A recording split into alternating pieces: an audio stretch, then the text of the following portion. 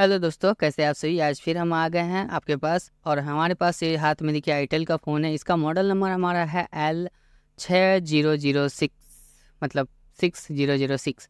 और यही फ़ोन में आज जो प्रॉब्लम है देखिए ग्राफिक की, कभी आ रही है ग्राफिक, कभी नहीं आ रही है ग्राफिक। तो देखिए यहाँ पे मुझे डाउट था कि ये फ़ोन जो है हमारा बोर्ड से प्रॉब्लम है। इसके लिए हमने इसकी सीपीयू को रिवॉल्व किया है और ये रिवॉल्विंग की प्रोसेस को हम देखेंगे कि आईटेल के मोबाइल में जो हमारा स्पेक्ट्रम का जो सीपीयू लगा होता है उसको हम रिवॉल्व कैसे करते हैं बारी बारी से। और सबसे पहले तो यहाँ पे सील्ड उतारा जाता है, तो सील्ड उतारने के बारे में हम नहीं बताएंगे, आपको दिखाएंगे। हम डायरेक्टली सीपीयू पे आ जाते हैं।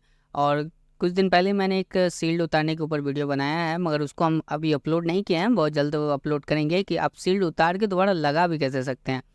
अगर आपको बहुत ज़रूरी है कि सील्ड आपको दोबारा लगाना है, ऐसे तो ज़्यादा कोशिश नहीं करनी चाहिए, क्योंकि नॉर्मली अगर बार बार कोशिश करते हैं तो आपके मतलब ऐसे हैं कि 50-50 किसी किसी फ़ोन में आपको शॉर्ट होने के चांसेस ज़्यादा है और हीटिंग लगने के कारण से और भी प्रॉब्लम आ सकते हैं। तो इस चीज़ के बारे में हम रिकमेंड जल्दी नहीं करते हैं। हम वहीं पे रिकमेंड करेंगे जहाँ कस्टमर आपको तंग करे कि नहीं आप शील्ड लगा के ही दीजिए हमको, मेरे लिए वो ज़्यादा ज़रूरी है, तब आप लगा के दें। उस समय बेहतर रहेगा, उसमें रिस्क भी लेंगे, आप मेहनत भी करेंगे तो आपको अच्छा लगेगा। बाकी आन देना ऐसा ना करें। तो सीपीयू को निकालना हम स्टार्ट कर चुके हैं। मेरा टेम्परेचर 360 है और ये मेरा रहा है अभी 60 का, जो कि हमारा 60 का रहेगा। और जो हम ब्लेड यूज कर रहे हैं यहाँ पे, वो ब्लेड हमारा जो है मेगा की तरफ से 4.3 3.0 ऐसे करके मेगा की तरफ से डब्बा में ब्लेड आता है, वही ब्लेड हम यूज कर रहे हैं। और ये ब्लेड बहुत ही अच्छी तरीके से काम करती है। मैंने काफ़ी लॉन्ग समय से हम यूज कर रहे हैं। ब्लेड की जो टेम्पर जो होती है ना ब्लेड की, जो आप मोड़ते हैं, वो बहुत ही अच्छी है। अगर इसको आप ज़्यादा हल्का सा मोड़ देते, ये जो होगा बैंड होकर टूट जाएगा, पटाख से पट करके टूट जाएगा, जिसके रीजन से ये ब्लेड बहुत ही अच्छा है। और लॉन्ग टाइम से हम लगभग अभी साल भर से यूज कर रहे हैं और ये बहुत ही अच्छी ब्लेड है। और फिलहाल मैंने नया भी ब्लेड मंगाया, तो वो ब्लेड मैंने आपके वीडियो शेयर किया था। बाकी मैं कोई सी वीडियो में आपको उसको अलग से दिखाऊंगा कि वो ब्लेड कैसी दिखती है, कैसे यूज करते हैं। मगर ये कोई ख़ास आपके पास सीपीयू नहीं है, तो इसके लिए हम वहाँ पे ध्यान नहीं देंगे। और यहाँ पे देखिए हम कितने आराम से निकाल रहे हैं इसको, कोई जल्दबाजी हम नहीं कर रहे। आईटेल का बोर्ड है हमारा। और देखिए यहाँ पे स्क्रैपर की जगह हमने क्या किया, ग्लू कटर भी कभी कभी हम लगा के देख लेते हैं। मुझे आदत है कभी कभी इसे भी ट्राई करने की, क्या इससे उठ रहा है या नहीं। अगर उठ रहा है तो हल्का सा उठाकर और हीट करते हैं, जिससे रीजन से हमारी जो फ्लक्स होती है वो अंदर चली जाती है। मगर ज़्यादा प्रेशर हम नहीं डालते। अगर आप ज़्यादा प्रेशर डालते हैं तो प्रेशर डालने के कारण से आपके प्रिंट निकल जाएंगे। तो प्रेशर को आप ध्यान रखें। और हीटिंग थोड़ी देर अगर करना पड़ रहा है तो कीजिए, कोई दिक्कत नहीं है। अगर आपके हाथ जैसे कि देखिए मेरा भी हाथ हिलते जाता है, एक जगह स्थिर नहीं रहता। आपको भी इसी तरीके से हिलाते रहना। अगर एक जगह स्थिर आप रखते हैं तो आपकी आईसी जल जाएंगे। ये बात तो कंफर्म है कि आपकी आईसी ख़राब हो जाएंगे। स्पेक्ट्रम और बहुत सारी यूनिसॉप ये सब आईसी तो ऐसे ही उसमें दम नहीं होती है। मीडिया टेक की आईसी ऐसे ही उसमें ताकत ज़्यादा नहीं होती है। और ऑलरेडी अगर आप एक जगह ज़्यादातर उसको हीट करें तो ऐसे तो और प्रॉब्लम हो जाएगा। ऊपर से देखिए यहाँ पर हमारा सीपीयू आराम से निकल चुका है, कोई दिक्कत नहीं है। हमने क्या से निकाला, यहाँ पे हमने ग्लू कटर से निकाला। क्योंकि आईसी एकदम अगर छूट गई ना तो आराम से निकल आएंगे, चाहे आप कुछ भी से निकालें। मगर अगर आईसी अगर पकड़ के रखा हुआ है बॉल्स को बोर्ड से, तो वो नहीं निकलेंगे, वो प्रिंट लेके ही निकलेगा। तो इस चीज़ को ध्यान रखना बहुत ज़रूरी होता है कि प्रिंट वो ना लेके निकले। और इसके लिए हमने देखा है कि किस तरीके से हमने यहाँ निकाल लिया आराम से प्यार से। अब चलिए आयरन का यूज करते हैं। तो आयरन का टेम्परेचर क्या रखते हैं, देखिए यहाँ पे एक बॉल मिसिंग है, आप देख सकते हैं प्रिंट मिसिंग है। और ये प्रिंट के कारण जानते हैं क्या हुआ, मुझे बहुत ज़्यादा मेहनत करना पड़ा। ये प्रिंट आप ध्यान रखें कि कोई प्रिंट ऐसा हो जाता है, आपको डाउट तो नहीं होता उस पर कि नहीं नहीं ये प्रिंट की कोई काम नहीं, ये एनसी होगा। मगर कई बार उसका काम होता है और आपके उसके रीजन से फ़ोन ऑन नहीं होते हैं। और उस समय आपका रीडिंग जो होता है 100 120 इस तरीके से जा रहे हैं, आपको लगता है क्या कि चलिए एमएमसी में हीट लग गया होगा, एमएमसी भी रिवॉल्व कर लेते हैं। मगर ऐसा नहीं होता है, एमएमसी भी ओके आपका रहता है वो, बावजूद कि आपकी एक प्रिंट मिस है, सिर्फ एक प्रिंट मिस। या आप हम ऐसा कहेंगे कि स्पेक्ट्रम के सीपीयू में ज़्यादा करके ऐसा होते हैं कि अगर आप रिवॉल्विंग अच्छे से नहीं किया, आपने एक बार में रिवॉल्विंग नहीं हुआ, तो आप समझ जाइए कि वो मुश्किल है कि वो फ़ोन ऑन उस समय होगा। आपको दोबारा रिवॉल्व करना ही पड़ेगा, वो भी क्लीन करके, वो भी एक बार में। थोड़ा सा परेशानी है। और स्पेक्ट्रम की सीपीयू थोड़ी बड़ी साइज़ की होती है, जिसकी रीजन से आपको रिवॉल्व करने में भी दिक्कत होता है। तो कोई बात नहीं, प्रैक्टिस तो प्रैक्टिस है, मेहनत नहीं करेंगे तो सीखेंगे कैसे। तो इसके लिए कोई दिक्कत नहीं है, मेहनत तो करना ही पड़ेगा। मगर हमने जो प्रॉब्लम झेला है वो आपके साथ हम शेयर कर रहे हैं कि मेरे साथ क्या क्या हो गई प्रॉब्लम। इस फ़ोन में मैंने क्या किया, एक प्रिंट को सिर्फ मिस कर दिया एनसी समझ के कि उसमें कोई लाइनिंग नहीं होगी, एनसी होगा, इसीलिए बाहर आ चुका है। बट क्या हुआ, उसके रीजन से फ़ोन ऑन नहीं हो रहा था। फिर दोबारा हमने रिवॉल्विंग की, दोबारा हमने उसको क्या बोलते हैं प्रिंट को फिर बनाया लगाया, फिर उसके बाद फ़ोन हमारा चालू हुआ। तो आपके साथ भी ऐसा हो सकता है, तो इस चीज़ को ध्यान रखें। एक भी प्रिंट आपका मिस हो जाए उसको अच्छे से चेकिंग करें कि क्या वो प्रिंट बिल्कुल ही बिना काम का है या एनसी है।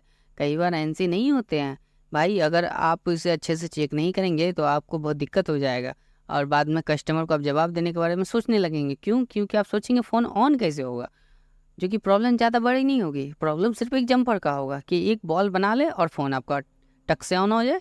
तो इसके लिए आपको क्या करना चाहिए, इसको ध्यान रखते हुए काम करना चाहिए, नहीं तो आपका जो मेहनत है, देखिए मैंने क्या क्या जब इस सीपीयू को रिवॉल्व करके लगाया फ़ोन ऑन नहीं हुआ, मैंने एमएमसी भी रिवॉल्व कर दी, फिर भी फ़ोन नहीं ऑन हुआ, सेम रीडिंग।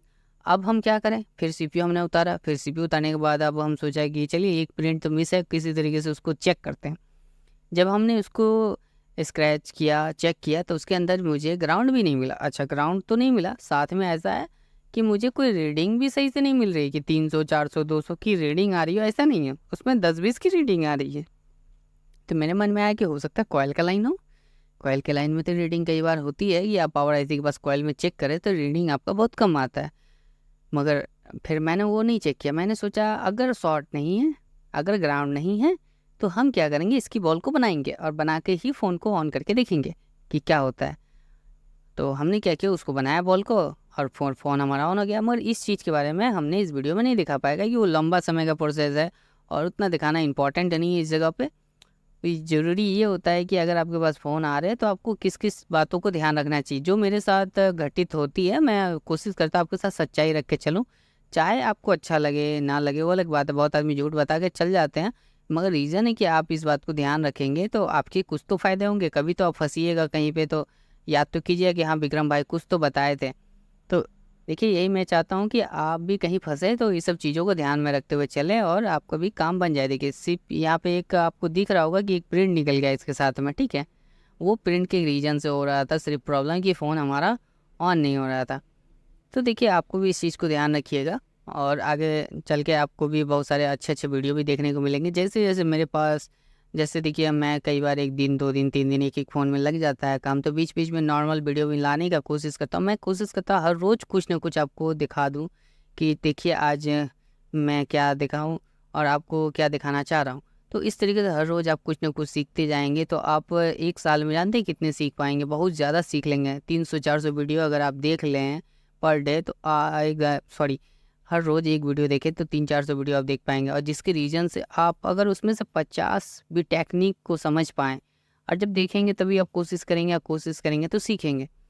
अगर आप 300 साढ़े 300 वीडियो देख रहे हैं उसमें से अगर 50 टेक्निक भी आप सीख गए तो सोचिए आपके जो 1 साल के अंदर आपने कितना इम्प्रूवमेंट किया, बहुत ज़्यादा इम्प्रूवमेंट किया। तो इम्प्रूवमेंट करने के लिए आप देखें, टूल्स देखें कि क्या-क्या टूल्स मैं यूज़ कर रहा हूँ। उस तरीके से आप भी टूल्स यूज़ कीजिए। उस मतलब किस तरीके से मैं बैंड कर रहा हूँ, किस तरीके से सीधे से यूज़ कर रहा हूँ, वो सब चीज़ों को आप ध्यान रखते हुए के काम कीजिए। हल्के-हल्के से यूज़ कर रहा हूँ कि ज़्यादा ज़ोर से प्रेस कर रहा हूँ। अगर इस सब चीज़ों को धीरे-धीरे आप ध्यान देंगे, साल में 50 सीखे, फिर अगले साल फिर आप 50-100 सीखेंगे। इस तरीके से क्या होगा कि आप भी एक बेहतर टेक्नीशियन बन पाएँगे। अगर आपने अभी उतना अच्छा आप नहीं कर पा रहे, तो आप ज़रूर एक ही कर पाएँगे। ये बात का पूरा यकीन है मुझे कि अगर आप हर रोज़ मेरे वीडियो को देखते हैं, तो आप 100% है कि अगले साल 2 साल में आप अच्छे मिस्त्री बन पाएँगे, क्योंकि आप समझ पाएँगे कि एक मिस्त्री के जो प्रॉब्लम्स होते हैं, एक छोटे-छोटे से चीज़ें जो होती है, उसको कैसे फ़ोकस करके चला जाता है। अगर आपके पास ये प्रॉब्लम आती है, तो उसे हम किस तरीके से डील कर सकते हैं और कैसे विक्रम भाई भी डील करते हैं अगर उसके पास प्रॉब्लम आता है। फिर उसके बाद क्या-क्या कंप्लेन होते हैं, क्या-क्या दिक्कतें होती हैं, सारी चीज़ें मैं आपको इसमें कैप्चर करते हुए चलूँगा कि समय-समय के साथ आपको क्या-क्या दिक्कत होती है। जैसे आज का वीडियो में मेरा था आईटेल का, जो कि ग्राफ़िक कभी आ रही है, कभी नहीं आ रही है। मगर हमने इतना मेहनत करने के बाद क्या हुआ, काम नहीं बना हमारा। फिर भी हम क्या कर रहे हैं, आपके साथ आए हैं आपको बताने के लिए कि क्या चीज़ पे ध्यान देना चाहिए। कभी सीपीयू आप रिवॉल्व कर रहे हैं, तो किन-किन चीज़ों पे ध्यान देना चाहिए, कैसे काम करना चाहिए। क्योंकि मैं चाहता हूँ कि मेरे चलिए कोई बात नहीं, वीडियो कम मतलब सक्सेस नहीं हुआ तो क्या हुआ, आपको कुछ तो सीखने को इससे मिलेगा ज़रूर कि हाँ, अगर आपके पास भी इस तरीके से आप किसी दूसरे प्रॉब्लम के लिए आप सीपीयू को रिवॉल्व कर रहे थे और फ़ोन है उसके बाद चालू नहीं हो रहा है, तो किन चीज़ों पे ध्यान रखें जो विक्रम भाई ने भी रखा था, मुझे भी क्या रखना चाहिए। तो वही कहूँगा कि कोई भी एक प्रिंट अगर लग रहा है आपको एनसी, फिर भी उसको चेक करना है कि हो सकता है एनसी ना होके वो प्रॉब्लम दे सकता है। तो इस चीज़ को लेके आप चलें, आपका अच्छा परफॉर्मेंस बेहतर होगा। कभी भी अगर कहीं फंसते हैं तो आप मॉडल सर्च मारिए, मेरे नाम पे आके देखिए, क्योंकि देखिए हर रोज़ अगर हम एक वीडियो डाल रहे हैं तो आपको बहुत सारे अच्छे अच्छे मॉडल्स के वीडियो यहाँ पे मिल जाएंगे, एकदम छोटे से छोटे 5G से 5G सभी तरह के मॉडल मिल पाएंगे कि हाँ इसमें ऐसे काम करते हैं, उसमें ऐसे काम करते हैं। और मैं कोशिश करता हूँ कि CPU के वाइज हम आपको रिवॉल्विंग को बता सकें कि क्या क्या CPU में कैसे कैसे रिवॉल्विंग होते हैं। जैसे ये बिना पेस्टेड था, कितना अच्छा से हमने इसको सफाई की, रिवॉल्व किया। उस तरीके से बारी बारी से आप भी अगर करते जाएंगे, सीखते जाएंगे तो बहुत बेहतर देख पाएंगे। यहाँ पे देखिए हमने स्टेंसिल यूज कर रहे हैं, हम जो स्टेंसिल है हमारा यूनिवर्सल है, और यूनिवर्सल में देख रहे हैं फुल तरीके से पैक हो गया है ये, और इसको हम अच्छे से हाथ से दोनों साइड से दबा के पकड़े हैं। और आपको इसी तरीके से भी पकड़ना है। आपको ध्यान रखना, अगर आप नॉर्मली पहली बार कर रहे हैं तो आपको देखिए, अगर आपने छोटे मोटे आईसी रिवॉल्व करना स्टार्ट कर दिया है उसके बाद करें तो ठीक है। आप बोलेंगे डायरेक्ट हम CPU से स्टार्ट करेंगे तो बिल्कुल ना करें। आप पहले पावर आईसी करें, उससे भी नहीं होता है तो आप नेटवर्क आईसी करें। जियो की फ़ोन ले ले, डैमेज स्क्रैप, उसके जियो नेटवर्क आईसी करें, उसके वाईफाई आईसी करें, पावर आईसी करें। ये सब चीज़ों को रोज़ रोज़, ज़्यादा नहीं, आप एक एक बार ये कीजिए। रोज़ एक बार एक पावर आईसी रिवॉल्व कर लें, रोज़ जियो का एक CPU को रिवॉल्व कर लें। और ऐसा नहीं कि एक ही CPU को आज रिवॉल्व किया फिर कल ही उसी से को रिवॉल्व, नहीं, बोर्ड चेंज होना चाहिए। जो कंपनी की तरफ से आईसी लगा आता है ना, उसके निकालने की बात अलग होती है, और एक बार जब आप रिवॉल्व करके लगा देते हैं उसके निकालने की बात अलग होती है। तो इन चीज़ को ध्यान रखें कि अगर बाई चांस ऑलरेडी वो रिवॉल्व किया हुआ है, आप इस बात को काम करेंगे ना तो आपको एक अनुमान मिल जाएगा कि हाँ ये ऑलरेडी रिवॉल्व किया हुआ है, इसके लिए ये इतने आसानी से निकल गया। और जो रिवॉल्व किया हुआ नहीं, वो कंपनी की तरफ से ऑलरेडी बनने के बाद दो आज तक रिवॉल्व नहीं हुआ है, उसको निकालने में थोड़ी परेशानी होती है। उसी से आपको सीखना है कि जो कंपनी का आईसी लगा आता है उसको हम निकालते कैसे, थोड़ी मेहनत ज़्यादा कैसे करते हैं, ठीक है। उस चीज़ को आप जैसे जैसे सीखेंगे उतना बेहतर आप आगे बढ़ पाएंगे। अगर उस चीज़ को फोकस आप नहीं करते हैं तो फिर कैसे होगा। आपको उन चीज़ पर ध्यान देना है बहुत ज़्यादा। तो देखिए हमारा यहाँ पर रिवॉल्व हो चुका है, 2-4 बॉलिंग मिस है। इसको मिसिंग के बाद भी हमने क्या किया, हर एक बॉल को बोर्ड साइड से उठा उठा के जो हमारा स्टेंसिल है उसमें से निकाल निकाल के हमने उसको लगा दिया इसके ऊपर। उसके बाद हमने रिवॉल्व करके सेट किया फ़ोन को, नहीं हुआ उसके बाद सारे काम करने के बाद हम फ़ोन को ऑन करके दिखाएंगे कि क्या मुझे फ़ोन में सक्सेस मिला या अनसक्सेस हुआ। ऐसे तो मैं अब ये बता दे रहा हूँ कि फ़ोन तो सक्सेस नहीं हुआ है, फिर भी मैं चाहता हूँ कि आप बात को समझें कि किस तरीके से काम करते हैं, किस तरीके से किस CPU को रिवॉल्व करता है, CPU रिवॉल्व करने समय क्या क्या चीज़ों का ध्यान रखते हैं। तो यहाँ पे देखिए हमने क्या किया, इसके ऊपर में थोड़ी सी फ्लक्स दी और पूरे आईसी के ऊपर में फैलाकर हम इसको एक बार अच्छे से हिट कर रहे हैं ताकि बॉल्स आपस में अच्छे से कनेक्टिविटी हो सके। अच्छा, मुझे डाउट था इस CPU पे कि ये CPU जो है ना, कहीं कहीं से बॉल्स बड़े लग रहे थे। ये भी रीज़न हो सकता है कि बॉल्स बड़े रखने से भी हमारा फ़ोन जो है ऑन नहीं हो सकता है। तो इस चीज़ को ध्यान रखें। अभी जो मेरा हीट है वो 280 रहता है, ज़्यादा नहीं रहता। अगर ज़्यादा हीट पे आपको क्या करना है, आईसी पे ज़्यादा हीट टैग नहीं मारना चाहिए। तो यहाँ फटाफट से हम देखिए बॉल्स को लगा लेते हैं। वीडियो को हमने थोड़ा फास्ट कर दिया है कि बॉल्स लगाने का वीडियो आपको हम अलग से कभी ऐसा सिंगली में समझाएंगे कि बॉल्स को आप बेहतर तरीके से कैसे लगा सकते हैं। अगर आप चाहते हैं कि आप भी समझें कि 2-4 बॉल्स मिस हो जाते हैं तो उसको जो लगाने का तरीका है वो अच्छा क्या रहेगा कि आपका बॉल्स आपस में या कहीं भी चिपके ना, तो वो भी तरीके हम बताएंगे। आप ज़रूर कमेंट करें इसके बारे में कि आपको क्या कुछ अलग इम्प्रोवाइज़ चाहिए, कुछ अलग चीज़ें के बारे में। जैसे एक भाई ने कहा था कि मुझे ना टूल्स के बारे में बताइए कि CPU रिवॉल्व करने के लिए टूल्स क्या क्या लगेंगे, तो मैं ज़रूर इसके ऊपर एक वीडियो बनाऊँगा। और मैं उनसे ज़रूर थैंक यू करना चाहूँगा कि उन्होंने कमेंट किया, पूछा उन्होंने कि हाँ आप बनाइए, तो मैं उसको ज़रूर बहुत जल्द वीडियो जो है अपलोड करूँगा जो उनके लिए, कि आप ये चीज़ अभी क्या बजट में, एक बजट में अपलोड करूँगा कि आप एक बजट में कैसे काम कर सकते हैं, कि एक बजट में आपका जो है CPU रिवॉल्विंग वो भी सेफ़ तरीके से कैसे कर सकते हैं, ठीक है।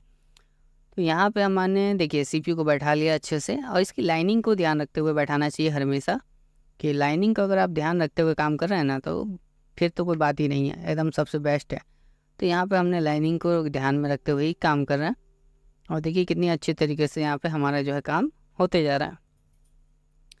तो यहाँ पे देखिए कितने अच्छे से इसको हल्के हल्के से हीट करा, और हीटिंग जो हमारा सेम है, जो निकालने के समय हम बहुत दोस्त हैं हमारे, दोस्त नहीं सॉरी, बहुत सारे सर हैं, भाई जी हैं जो CPU लगाते समय बोलते हैं कि टेम्परेचर को आप कम रखिए, ईयर को कम रखिए।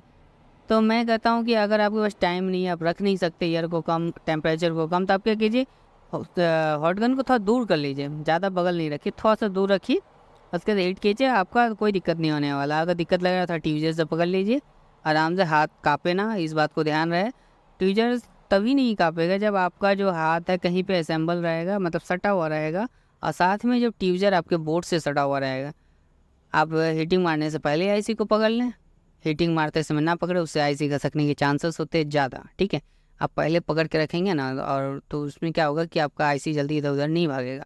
मगर आप सोचेंगे कि आईसी हीट करते करते हम पकड़ लें, निकालने के लिए तो ठीक है, अगर आप लगाते समय ये चीज़ को करते हैं तो आपके प्रॉब्लम बढ़ सकते हैं। सीपीयू हल्का से भी हिल गया ज़्यादा ना, तो फिर दोबारा रिवॉल्व करना पड़ेगा।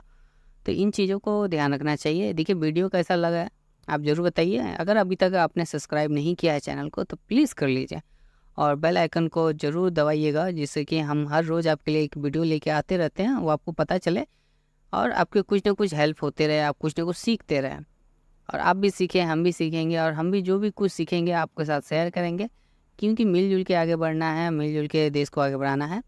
तो यहाँ पे जितने बेहतर हो सके मैं आपके साथ करना चाहूँगा, जितना देखिए लो से लो, हाई से हाई, सभी चीज़ के बारे में बताना चाहते हैं, क्योंकि हमारे देश में क्या है, हमारे गांव एरिया में हम काम करते हैं और यहाँ पे सभी तरह के लोग आते हैं। एक बटन कीपैड फ़ोन से लेके जियो के बटन से लेके आईफोन तक फ़ोन चलता है, मगर आईफोन मुझे रिपेयर करना नहीं आता है। छोटे मोटे हम डिस्प्ले उस्प्ले लगा लेते हैं, देखिए फ़ोन हमारा आ गया, अभी भी ग्राफिक की प्रॉब्लम है, बाकी आईफोन का काम हम ज़्यादा नहीं कर पाते हैं। बाकी जैसे जैसे हम सीखेंगे आपको भी सिखाएंगे कि कैसे कैसे काम करना है। और देखिए यहाँ पे ग्राफिक नहीं आ रही है, हम दबा दबा के चेक करेंगे क्या एलसीडी में तो प्रॉब्लम नहीं। देखिए अभी एलसीडी में फिर ग्राफिक थोड़ी सी झलकाने लगी, यानी कि हम मुझे डिस्प्ले ही बदलना पड़ेगा और कोई उपाय नहीं है। तो मिलते हैं फिर एक नई वीडियो।